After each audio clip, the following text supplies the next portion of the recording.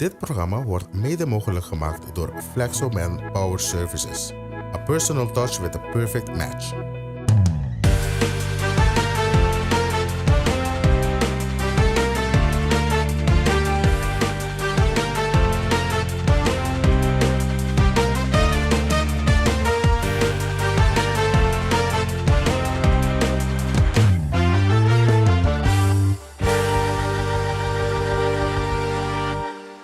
Vanuit de Green Apple, welkom bij Business & Co.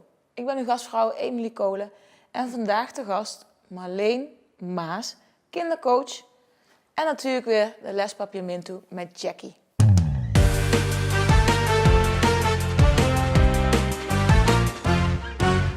Vandaag wordt het een Brabantse uitzending, want ik heb een mede-Brabander bij me op de bank.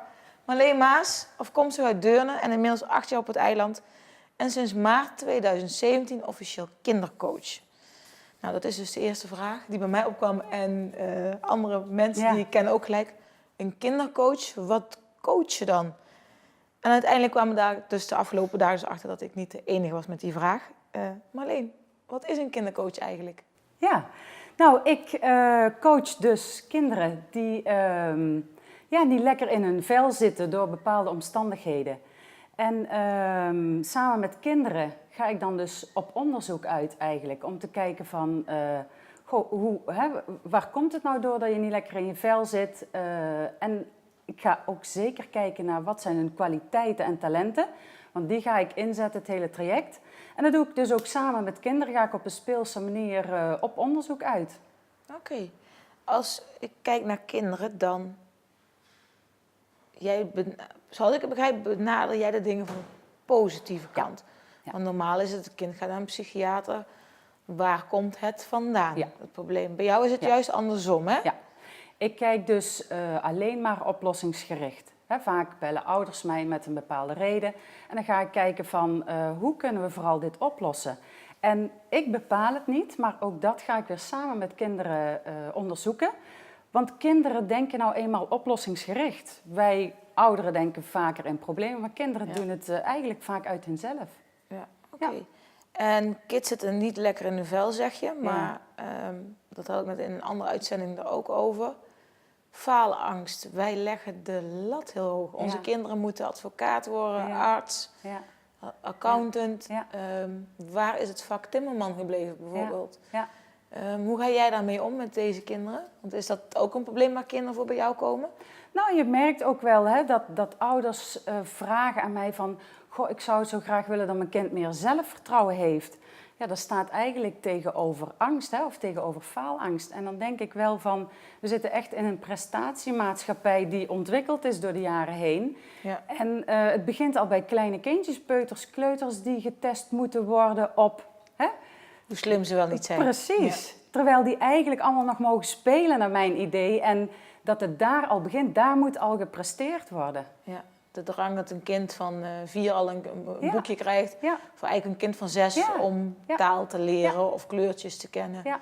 En je merkt het ook inderdaad, groepen 8 die doorgaan stromen naar het middelbaar onderwijs. Dat voor sommige ouders, VMBO, liever niet. HAVO, VWO is toch allemaal inderdaad wel heel belangrijk. Dat speelt nog steeds. Speelt nog steeds. Ja. En het kind is dan uiteindelijk de dupe daarvan. Ja, dat zou mogelijk kunnen. Ja. Oké.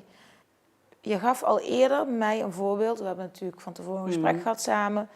Een voorbeeld over kinderen op het voetbalveld. Ja. Kun je dat verder uitleggen voor de kijkers thuis? Ja, er zijn natuurlijk, ook daar kan faalangst voorkomen. Dat kinderen op het veld niet zichzelf kunnen of durven zijn om fouten te maken. En dat we ook vaak geneigd zijn, en daar zijn wij ook de ouderen, om het negatieve te benaderen. Terwijl je eigenlijk, als je het positieve benadert, nou daar groeien kinderen van, daar bloeien van. En zelf vind je het ook fijn om eens regelmatig een complimentje te krijgen. Dat je denkt, dat doet me goed. En voor kinderen al helemaal natuurlijk. Ja. In plaats van je hebt verloren, je hebt een mooi doelpunt gezet. Precies. Ja, zo zou je het inderdaad ook kunnen zeggen. Ja, dus het is eigenlijk een samenwerking van natuurlijk de ouders... die de lat voor het kind niet zo hoog moeten leggen. Ja. Ondanks dat het natuurlijk wel een logische verklaring is. Je hebt verloren, je hebt verloren. Ja. Daar gaan we dan op verder borduren. Ja. Maar eigenlijk is dus het doelpunt veel belangrijker om te zorgen dat het kind het spel nog steeds leuk zeker. vindt achteraf. Ja. De kindercoachsessies, hoe komt een kind uiteindelijk bij jou terecht? Ja, als kindercoach werk je dus heel laagdrempelig. Hè? Dus ze kunnen mij gewoon bellen zonder doorverwijzing. Je hoeft dan niet eens vanuit de huisarts. Dus je kunt me bellen, mailen, appen, wat dan ook. En dan stel je je vraag, je hulpvraag, want je zit ergens mee. En dan bel ik terug of we maken een eerste afspraak. En dan kom ik voor een gratis kennismakingsgesprek. En ik kom dan bij de mensen thuis en dan maken we kennis en dan hoor ik het verhaal aan. Goh, wat is er nou precies aan de hand? En dan zijn we lekker aan de babbel. En als laatste vraag ik wel altijd of het kind waar het dan om gaat, of die aan kan sluiten. Zodat die ook eventjes zijn of haar verhaal kan doen. En, Met de ouder ernaast. Met de ouder daarnaast. Ja. Soms willen kindjes dat niet altijd en dan vraag ik ook van, goh, mogen wij ook eventjes 1 op 1? Hè? Ja. Soms is het heel moeilijk en willen ze elkaar niet kwetsen. Dus die ruimte die wil ik ze dan ook geven. Dus dan heb ik beide verhalen gehoord en dan vraag ik ook altijd wel aan de ouders van, god, wat is de volgende stap? Die bepaal ik niet, maar die laat ik altijd aan het kind of samen met de ouders laat ik die open. En meestal zeggen ze van, nou ja, we willen eigenlijk wel verder. En dan maken we dus een volgende afspraak. En ik ben mobiele kindercoach. Dat betekent dat ik geen kantoortje of een ruimte aan huis heb. Ik ga de kindjes thuis ophalen. En de eerste keer is het altijd even aftasten. Je moet vertrouwen in elkaar krijgen. Hè? Dat geldt wederzijds. Dus dan mogen ze kiezen van, we zoeken een lekker plekje thuis. Of wil je al met mij naar de bossen? Want doorsnee ben ik te vinden. Bijvoorbeeld in Den Dunkie of in het Kabouterbos. Zoutpannen, noem maar op. Dan stappen ze bij mij in de auto en dan gaan we samen op pad. En dan merk je al in de auto, dan komt er een gesprekje op gang. En in de bossen gaat het eigenlijk heel speels. Kost nauwelijks moeite en volg ik het kind. Ja. En het kind begint dan ook te vertellen wat eigenlijk het probleem is. Wat hij misschien dan niet op de bank met de ouders durft te vertellen tegen je. Maar nu in één keer komt dan het probleem te boven. En weet je, de ene keer hang ik met een jongen in de boom. En de andere keer zit ik met een meisje lekker aan de tafel in de bossen. En ik kijk vooral ook van wat zijn de behoeftes. Ik probeer echt aan te sluiten bij het kind om ze zo snel mogelijk te bereiken. En wat is het grootste probleem wat je tegenkomt? Is dat het faalangst? Of zijn er toch nog andere punten die echt op Curaçao meer spelen dan op andere landen? Ik weet niet of het per se hier anders is dan in andere landen. Maar wat ik vooral tegenkom is toch echt wel de kinderen ook zelf wel aangeven van ik wil meer in mezelf vertrouwen. En dat heeft dan toch ook echt wel weer te maken met de prestatiedruk die er heerst.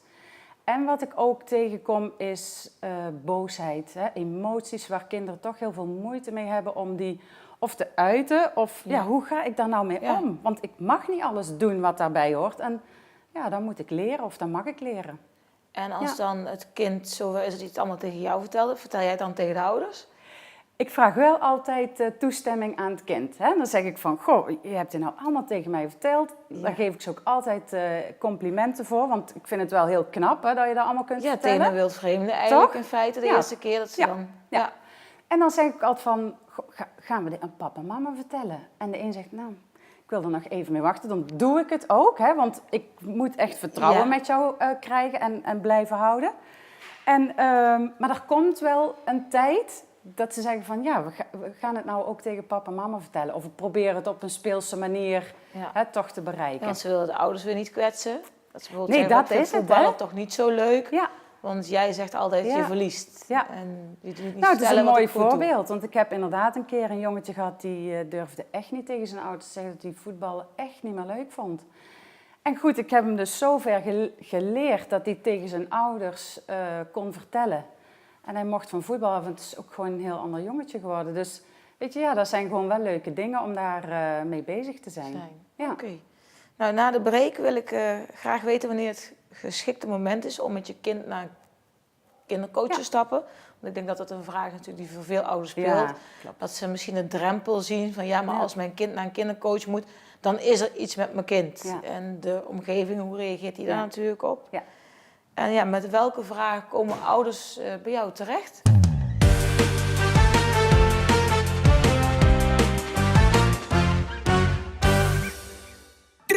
Chepi, baby. 1, 2, 3, 1, 2, 3. Activa de 1, 2, 3. 1, 2, 3 y me lo capes. Queda conectada entre weekend mes. Es data te share. Ya pierde mitad activé. Stel mi 3D un bed. A mi papi se lo tole café. 1, 2, 3, 1, 2, 3. Activa de 1, 2, 3. 1, 2, 3 y me lo capes. Queda conectada entre weekend mes. Activar o 3D banda para 10 sorinho. Door die manda 3D na 3434. Para mais informação, término e condicionang, visita uts.cw.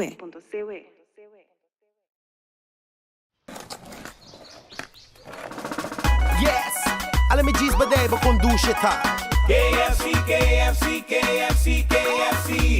We like it. Gusta Kentucky durora di dia. No te importa si también introvertida. Nami un tupis combo pero spicy. We like it. La brivaca Colón, Punta Salina, Santa Rosa y Santa María. KFC ta di esquina a esquina. We like We it. no sa qual escoger. Si mashed potato of coleslaw, slaw. Paso Kentucky tem variação. E na oferta tu tá campeão, pião. KFC tá come bom, bom. And that's why we bring you this song. We like it.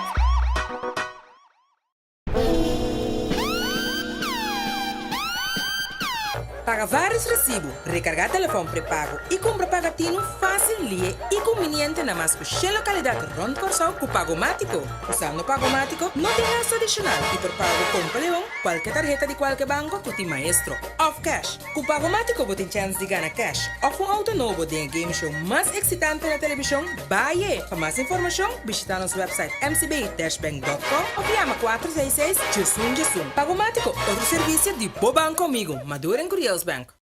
Se você come variedade de pão, tuco, bolsa, salada. Come Subway, Subway, Subway.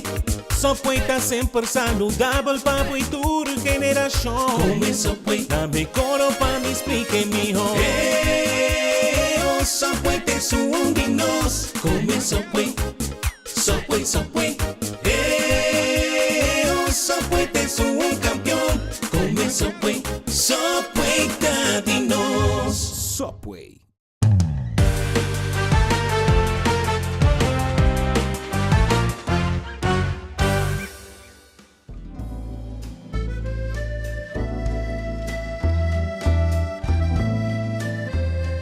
Vandaag ben ik te gast bij Charlotte van Oinos. Ik krijg vandaag een wijncursus, dus ik ben heel benieuwd. Ja, leuk. Ik heb er zin in. Ik heb een paar dingetjes voorbereid om even te laten zien wat wij eigenlijk in het kort doen als wij een wijncursus geven. Nu is dit wel een vrij gevorderde tasting als je kijkt naar wat we op tafel hebben liggen. Dus dat komt een beetje overeen met onze cursussen voor de wat gevorderde. Maar eigenlijk geven we cursussen voor alle niveaus. Dus dat begint met gewoon gezellig een glas wijn drinken en ondertussen wat informatie oppikken over wijn tot en met echt specifiek wijnproeven en echt de diepte in. Want jullie doen meer als alleen wijncursussen geven, heb ik begrepen. Ja, we hebben eigenlijk 3 verschillende afdelingen in Oinos. En dat begint met dit. Dus dat is echt de wijncursussen en trainingen en noem maar op. En daarnaast, wat we doen is ook dat we ons aanbieden als sommeliers naar restaurants vooral toe. Dus mensen kunnen ons inhuren dat we ook voor speciale avonden of evenementen of dergelijke ook als Of sommelier. ook helpen met de wijnkaart, denk ik. Dat onze restaurants zeggen van ik heb helemaal geen stand van wijnen. Ja. Help ons even wat bij onze gerecht het beste past. Ja, Dus dat ook. Ja, Dat vinden we zelf ook namelijk heel leuk om te doen. En wat voor veel restaurateurs eigenlijk onmogelijk is om op de hoogte te zijn van alle wijnen die op het eiland te vinden zijn. Want er zijn ondertussen echt veel wijnen hier gelukkig te vinden en meerdere leveranciers. En ja, wij zijn heel goed op de hoogte van het assortiment van de verschillende leveranciers. En kunnen dus naar aanleiding van het restaurant en de menukaarten die zij hebben, kunnen wij vrij specifiek en gericht een mooie wijnkaart voor restaurateurs ontwikkelen. En verder kunnen we ook het personeel daarop inlichten, want dat is eigenlijk nog wel het meest belangrijk. Je kan zo'n wijnkaart hebben, maar als niemand weet wat er precies op staat en hoe je het verkoopt, dan dat ze blijft het dat wijntje lastig. bij de verkeerde smaken pakken. En zeggen, dit past er perfect bij, terwijl het eigenlijk als smaak helemaal niet past. Het is wel fijn als de medewerkers in een restaurant het ook weten. Dat je wel een lekker wijntje krijgt. En je denkt van het eten was nog lekkerder dan het komt dan door de wijn. Ja, zeker. En dat is natuurlijk altijd iets heel subjectiefs. Want dat is eigenlijk wat ik ook het leukste vind aan wijn. Is dat het eigenlijk een subjectieve wetenschap is. Want als jij nog nooit een lentegrasveld hebt geroken, dan kun je dat natuurlijk nooit terugvinden in een wijn. Maar als je hier bent opgegroeid, dan herken je misschien meer ananas of mango of iets dergelijks qua tonen. Dus het is eigenlijk iets heel subjectiefs. Dus het is juist van belang om het personeel zo te trainen dat ze gasten leren herkennen en de smaken leren herkennen. En ook wat mensen graag willen drinken in plaats van dat ze echt specifiek alleen maar kijken van nou, dit staat op de kaart en dit staat op de menukaart en that's it. Dus dat is altijd wel iets wat heel belangrijk is om aandacht aan te besteden voor restaurateurs. Dus dat doen we ook. En het derde is daar ook aan gekoppeld dat we namelijk dus trainingen geven voor horecapersoneel. Dus dat is niet alleen wijn, dat doen we ook. Dus dat heet werken met wijn. En dat wordt het liefst in trajecten gegeven. We kunnen het ook losgeven. Dus dan heb je meer teambuildings of workshops idees. Ja. Maar we geven het ook voor langere trajecten. En dat is echt puur gericht om horecapersoneel dus te trainen op hoe je met wijn werkt, hoe je het verkoopt, wat de etiket in een restaurant is. En dat hebben we zowel voor werken met wijn als ook echt voor gastvrijheidstrainingen. Dus dan is het echt puur gericht op hoe ontvang je mensen in een restaurant en hoe leg je de kaart uit en hoe doe je een upsellen. Dus dat je zorgt voor een fles water aan tafel, dat je die verkoopt. Een dessert en een koffie met een likeurtje. Het hele rijtje bij langs. Ja. En dat doen we via de 10 koninklijke horecaregels. Dat is eigenlijk de basis die we daar dan voor gebruiken. En op die manier proberen we eigenlijk een team echt op scherp te zetten, maar ook samen te laten werken als team binnen een horecabedrijf. Dus dat zijn eigenlijk een beetje de 3 verschillende facetten van Oinos. Leuk hoor. Hoe kom je aan de naam Oinos? Oinos betekent in het Oud-Grieks wijn. En dat is eigenlijk het eerste woord ooit beschreven voor wijn. Dus dat is eigenlijk wat ze ooit als eerste hebben teruggevonden wanneer er het eerst over wijn echt werd gesproken in de geschiedenis. Ja. Dus vandaar dat dat woord voor ons eigenlijk wel een toepasselijk iets was voor ons bedrijf. Omdat het ook de start is van de wine consultancy op Curaçao. Dus ook eigenlijk een soort beginpunt. Oké. Ik ben benieuwd naar de wijn. Ja. Ik heb voor vandaag de Colossal Reserva uitgekozen. Dat is een wijn uit Portugal. Hij is net nieuw binnen bij Servifré. Want daar komt nu de hele kerstcollectie natuurlijk gestaag binnenstromen. En deze wijn heeft 91 punten gekregen bij de Wine Spectator. De Wine Spectator is een tijdschrift die wereldwijd verspreid is.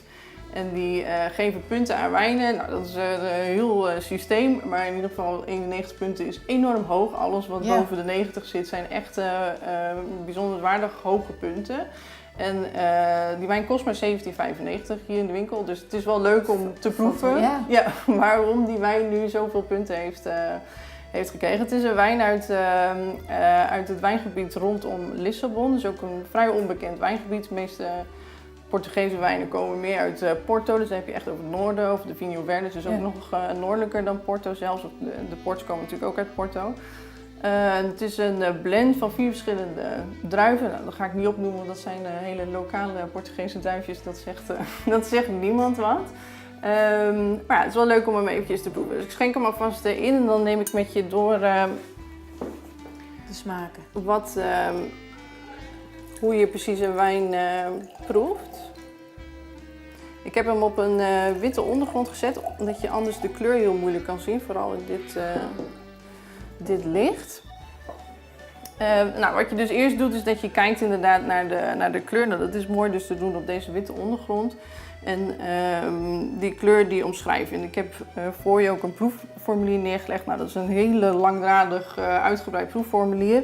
Proefformulieren gebruiken wij zelf wel altijd, omdat je dan punt 1 een wijn beter onthoudt. Wel precies de smaak van je loopt eventjes echt alles bij langs. En daardoor heb je echt een beter beeld van de wijn. Dus het is eigenlijk een handige leidraad altijd als je een wijn technisch wil proeven.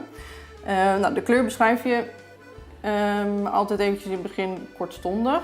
Nou, deze valt het heel erg op dat hij een hele paars-rode ruby kleur Het is dat de kijkers thuis niet kunnen ruiken, want eens wat ik ruik is de geur. Ja, hij stuift al het glas uit, hè? Ja. Ik zat er ook al meteen te ruiken. Dus die kleur, dat zegt veel over een wijn. Dat is echt wel wat vergaand.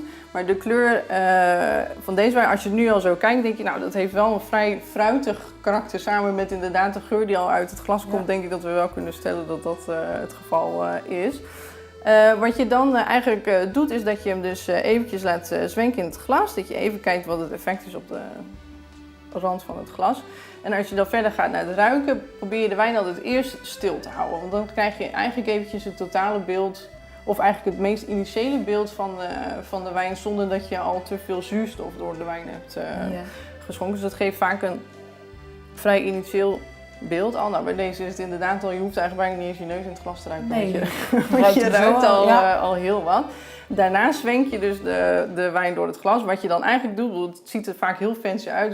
Dat je denkt, de mensen doen heel interessant en zo doen. Wat je eigenlijk doet, is dat je de zuurstof door de wijn heen slaat. En een glas is juist zodoende gemaakt dat je hem vult tot ongeveer 1/3 van het wijnglas, waardoor je dus 2/3 zuurstof in het glas overhoudt. Daarom mag je dus nooit de wijn tot het randje schenken, want dan kan je niks meer ruiken. Want de vloeistof zelf kan je natuurlijk niet ruiken, want dan snuif je vloeistof op. Je ruikt de zuurstof, gemengd met de geuren in de wijn. Dus vandaar dat je altijd moet zorgen dat je zuurstof in je glas hebt. Dus als je hem er doorheen slaat, dan komen eigenlijk alle aroma's die er in die wijn zitten, die komen los en die komen in je glas. Dus dan ruik je.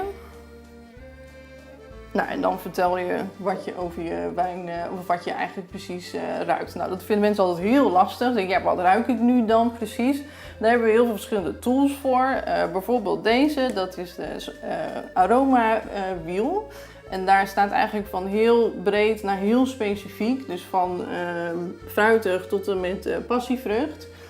Staat daar eigenlijk verschillende aroma's op die je erin kan ruiken. En je kan dus denken, nou, ik vind het heel moeilijk, weet niet precies. Als je dan naar de eerste kijkt, denk je, oké, nou, ik ruik niks aards, ik ruik niet echt iets groens, maar ik ruik wel echt iets fruitigs. En zo ga je dan verder naar steeds weer een volgende stap, totdat je echt heel specifiek je wijn kan omschrijven. Nou, dat kost ook wel enige training en ervaring. Des te vaker je iets ruikt, herkent. Hè, bessen of aardbei. Ja. Als je 3 keer denkt, hey, dit is aardbei, we hebben daar ook speciale aromaflesjes voor, waar de geur dan ook in verstopt zit. Dus dan kan je het flesje ruiken. Dan denk je, oh, ik denk aardbei, pak je het flesje aardbei erbij, koppel je hem weer terug en denk je, oh ja, oké, dat was aardbei. Nou, als je dat dan 3 keer hebt geroken in de wijn, dan ruik je hem de volgende keer ook wel. Ja. Oké. Nou, deze wijn heeft echt heel veel bramen, kersen, zwarte bes. Ja. Nou, lekker hoor. Een hele fruitige wijn.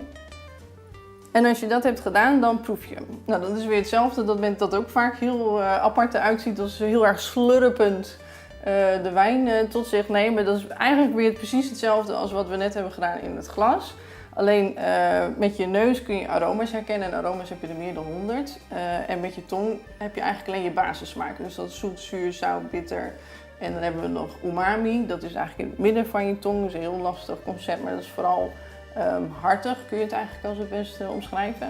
En dan hebben we er nog 2 toegevoegd in de wijnwereld. Dat is namelijk alcohol en vettig. Soms als je bijvoorbeeld een Chardonnay drinkt, dan heb je zo'n hele boterige, vettige gevoel in je mond. Nou, die voegen wij dus toe als basissmaak.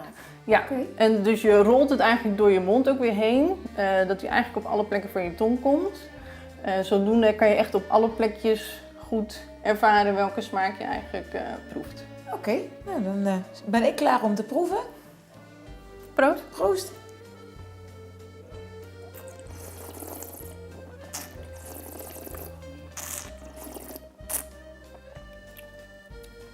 Het net is dus natuurlijk eigenlijk om het uit te spugen. Dat hoor je natuurlijk altijd. Ja. Dat doen wij zelf eigenlijk bijna. Nee, dus wij willen ze lekker bijna voor. nooit. Zonde om te doen. Ik vind het zelf eigenlijk ook altijd, vooral bij deze ervaar je het nu namelijk heel sterk. Het gevoel erna vind ik ook heel belangrijk. Bij deze proef je echt, er staat namelijk op de fles 14% alcohol. Nou, dat proef je ook. Hij brandt echt een beetje na in je mond. Proef je ook echt de alcohol, hè? Is vrij aanwezig. Lekker, ja, dat fruitige is eigenlijk veel minder overheersend in de smaak dan als het in de geur is. Maar er heeft wel bijna iets zoetigs op je tong. Van dat fruitige blijft eigenlijk nu over en heeft een heel licht zuurtje. Dat proef je vaak aan de zijkant van je mond. Mijn mond loopt nu ook wat vol met water. Dat is vaak ook een herkenningspunt dat er wat zuren in de wijn zitten. Nou, zo ervaar je dus eigenlijk de smaak van de wijn met je mond. Nou, dan heb je eigenlijk de wijn in zijn geheel geproefd. Ja. Dat is het eigenlijk. Prachtig. Ja, Charlotte, dankjewel. graag gedaan. Voor de kijkers thuis, willen jullie meer weten? Kijk in de aftiteling even naar de informatie van Oinos. En Charlotte zit hier bijna dagelijks bij Servifrais of samen met haar collega Jasna. Dankjewel. Wij zeggen proost. Proost.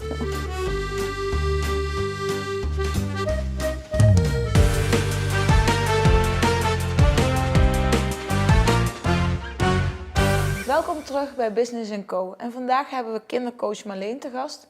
En voor de break vroeg ik haar wat een kindercoach is en wat nu het geschikte moment is om een kindercoach in te schakelen als ouder.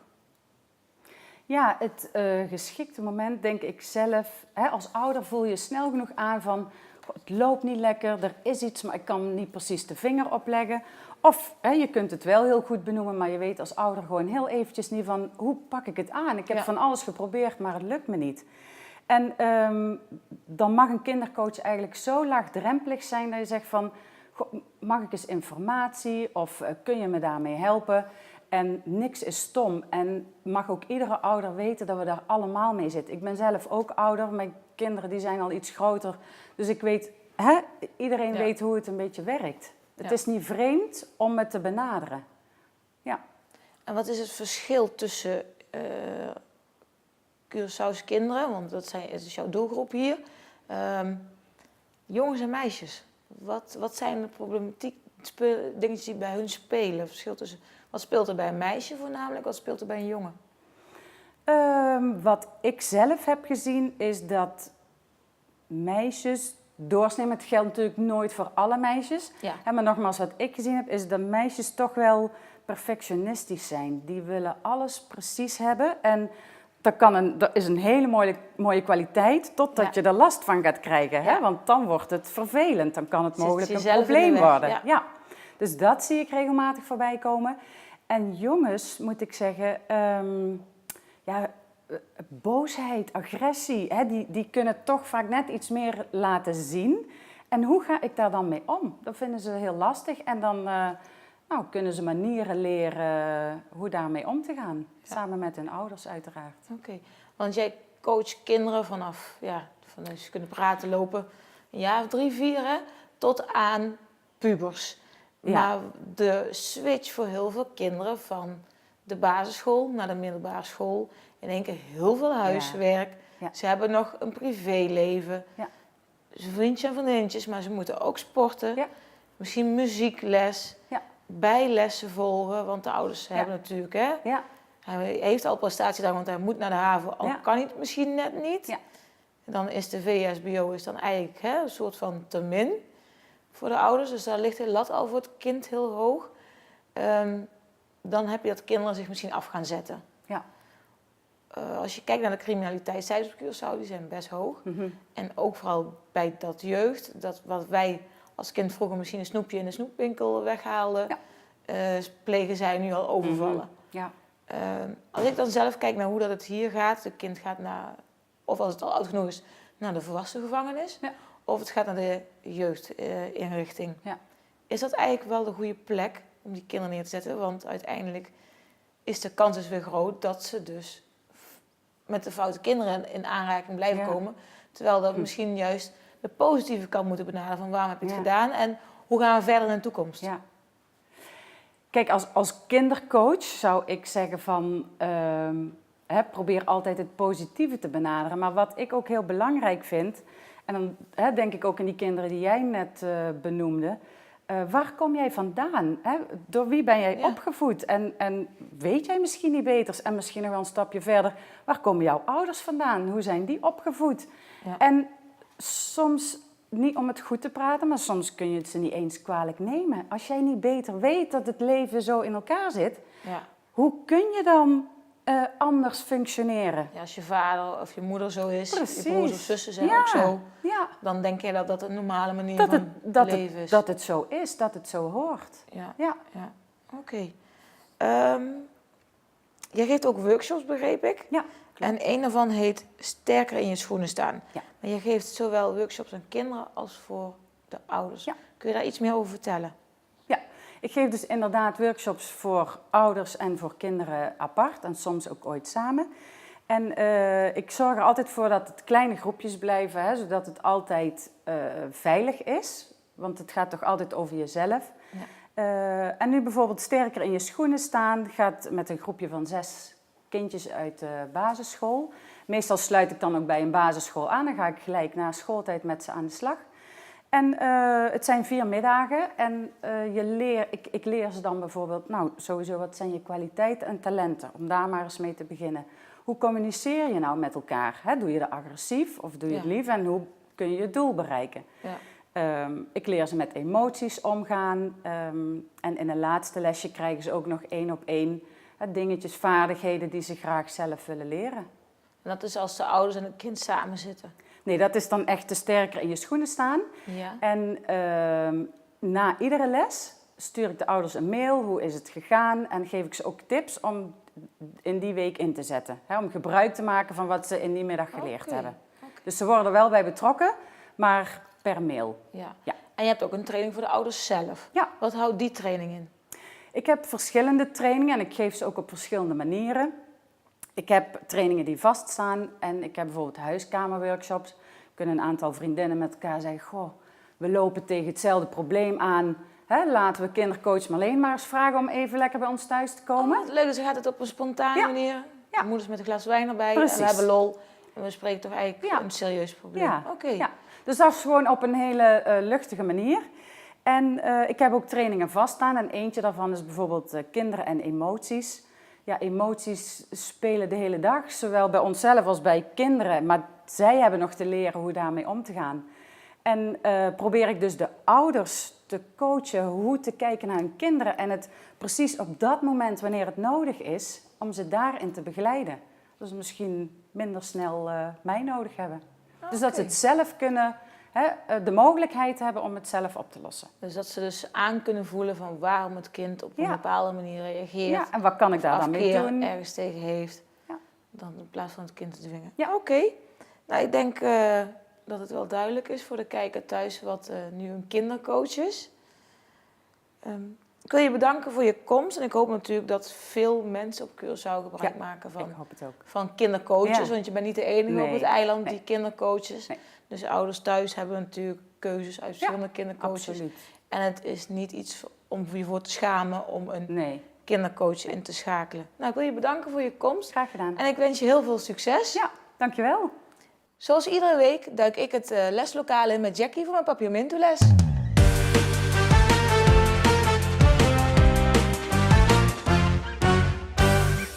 Il luna di oktober trobeta fun na UTS. Recargabo chip com fun miles tem il luna aqui com chance de ganhar um Samsung S8 e 25.000 fun miles. Também hopi prêmio heavy tursimang. Para recargar 10 florin libo chip, manda um SMS com RC Spazi 500 na 2222. Of para pôr 25 florin, manda RC Spazi 1250 na 2222. Para mais informação, termino e condicionam, visita UTS.com. Yes,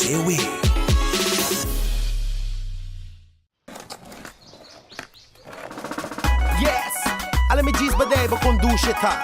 KFC, KFC, KFC, KFC. We like it. Gusta Kentucky durora di dia. No te importa si también introverdía. Nami un tupis combo pero spicy. We like it. La brivaca Colón, Punta Salía, Santa Rosa y Santa María. KFC tá de esquina pra esquina. We like E it. não sabe qual escolher. Se mexe potato of coleslaw. Só passa Kentucky tem variação. E na oferta tu tá campeão. KFC tá come bom. And that's why we bring you this song. We like it.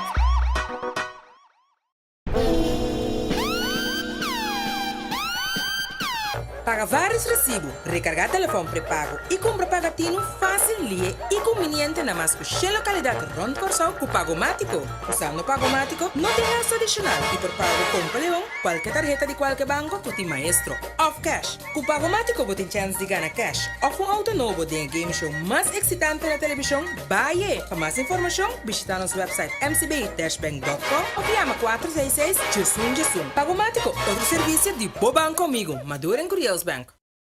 Se você come variedade paga tucubo salada. Come Subway, Subway, Subway. Subway tá sempre saludável para a futura geração. Come Subway, dá-me coro para me explicar melhor. O Subway tem um de nós. Come Subway, Subway, Subway. O Subway tem um campeão. Come Subway, Subway tá de nós. Subway.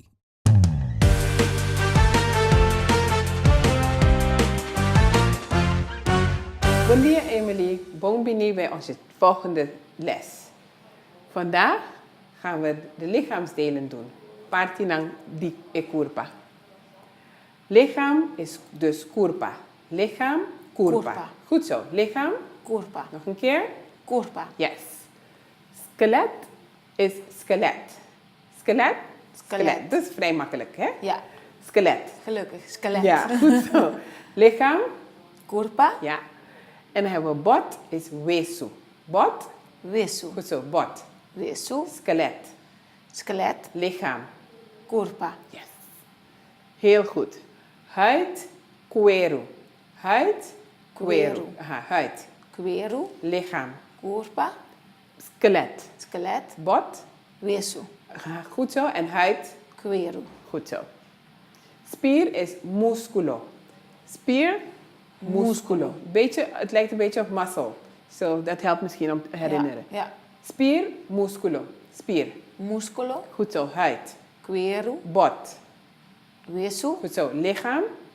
Kurpa. En skelet. Skelet. Hobibong. Dan hebben we bloed, sanger. Bloed. Sanger. Goed zo. Nog een keer. Bloed. Sanger. Spier. Musculo. Ja. Huid. Cuero. Een bot. Wesu. Skelet. Skelet. Lichaam. Kurpa. Heel goed. Nog een keer spier. Musculo. Ja. En bloed. Sanger. Hobibong.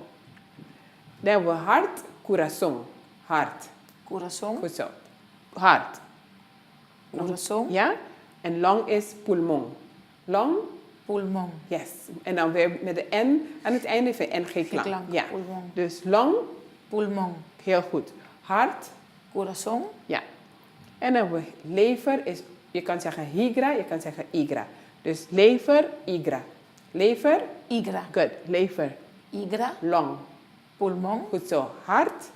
Corazon. Prima. Maag is stoma. Maag, stoma. Like stomach. Ja, dus stoma. Maag. Stoma. Good. Maag. Stoma. Lever. Igra. Long. Pulmon. En hart. Corazon. Heel goed. Ken je maag nog? Stoma. Heel goed. Darm, tripa. Darm. Tripa. Yes, darm. Tripa. Maag. Stoma. Ja. Lever. Igra. Good. Long. Pulmon. En hart. Corazon. Goed zo. En nier is ook weer een makkelijke. Nier blijft nier. Nier. Nier. Goed zo. Nier. Nier. Lever. Igra. Good. Hart. Corazon. Long. Pulmon. Maag. Stoma. Darm. Tripa. En nier. Nier. Heel goed. Dan hebben we hoofd, cabez. Hoofd. Cabez. Goed zo. Nog een keer hoofd. Cabez. Ja. Hersenen, sesu of cerebro. Hersenen. Sesu. Of. Cerebro. Goed zo. Oog is wowo. Oog. Wowo. Goed zo. Nog een keer oog. Wowo. Ja. En dan hebben we het over één oog. Dus heb je twee ogen, dan zeg je wowo nang. Je plakt er de nang erachter. Oké. Ja? Dat Ja. gebeurt bij de meeste woorden. Oké, als je makkelijk. leerfout maakt. Ja. Ja, dus het heeft details erin, maar de hoofdlijn, je plakt er een nang erachter. Oké. Oké? Dus oog. Wowo. Aha. Hoofd. Cabez. Ja. Hersenen. Sesu. Aha, good.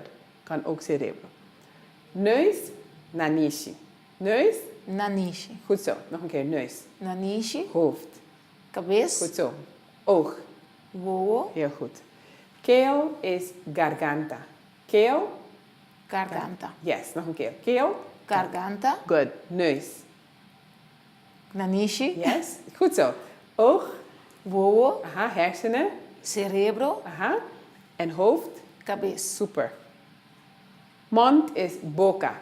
Mond. Boca. Yes. Mond. Boca. Keel. Garganta. Goed zo. Hoofd. Cabeça. Goed zo. Hersenen. Seso of cerebro. Aha.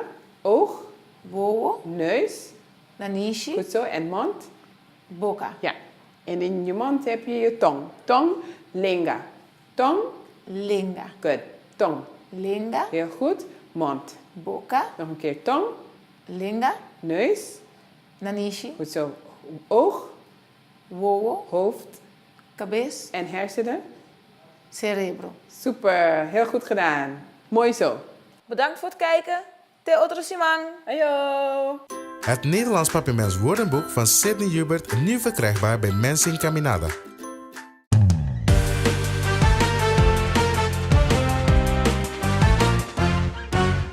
Ik hoop dat u genoten heeft van Business & Co en wil u bedanken voor het kijken.